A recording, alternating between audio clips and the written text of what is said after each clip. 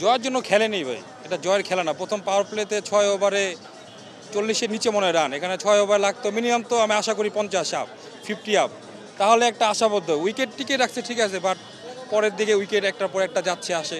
আমার কথা হলো এখানে মুশফিক, এত বড় মঞ্চের মধ্যে মুশফিক নাই, তামিম ভাই নাই, এটা আসলে খুব বুকে কষ্ট পাওয়ার মতন কথা। এর মধ্যে আজকে একটা ভালো একটা টুর্নামেন্ট, ভালো একটা ম্যাচের মধ্যে দেখে যে তাসকিন নাই, শরীফুল নাই, এটা কোনো খেলা বলে? আপনারাই বলেন, আমরা কি বলবো এখানে বলেন? আলোর পথে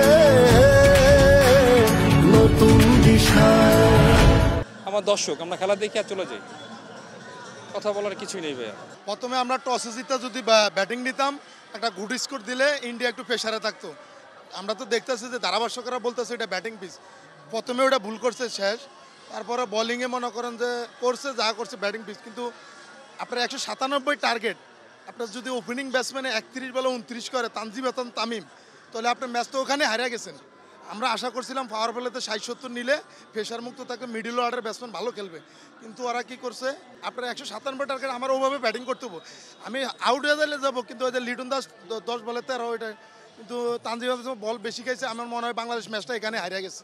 আমি দোষ দিব হচ্ছে আপনার ক্রিকেট বোর্ডে যারা আছে ঊর্ধ্বতন কর্মকর্তা, সভাপতি, তারপর আপনার কোচ, সবাইকে চেঞ্জ করে দেন, ভালো কিছু আনেন তো ভালো কিছু দিব। আপনি মাশরাফিকে আনেন, আমার প্রধানমন্ত্রীর কাছে একটা আবেদন যে মাশরাফিকে আপনি বোর্ডের সভাপতি করে দেন, সবচেয়ে ভালো হবে। এবং তামিমকে আনেন, মুশফিককে আনেন, এগুলি দিয়ে ভাই খেলা হয় না।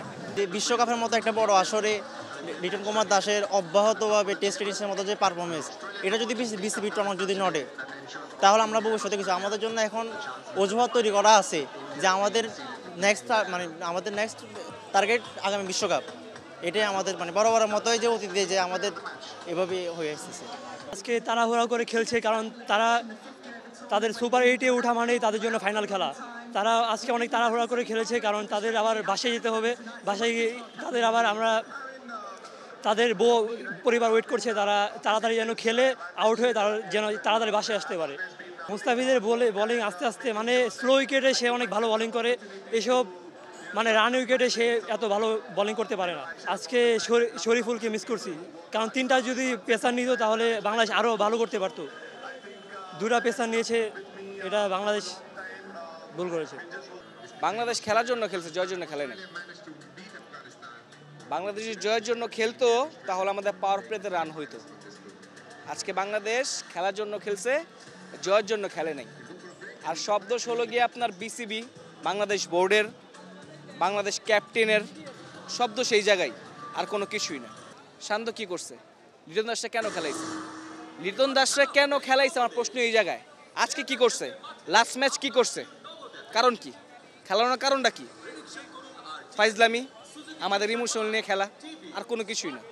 এখানে আর কোনো কিছু না, আমাদের ইমোশনাল নিয়ে খেলছে, তারা খেলার কাজ খেলছে, আর কোনো কিছুই করেনি।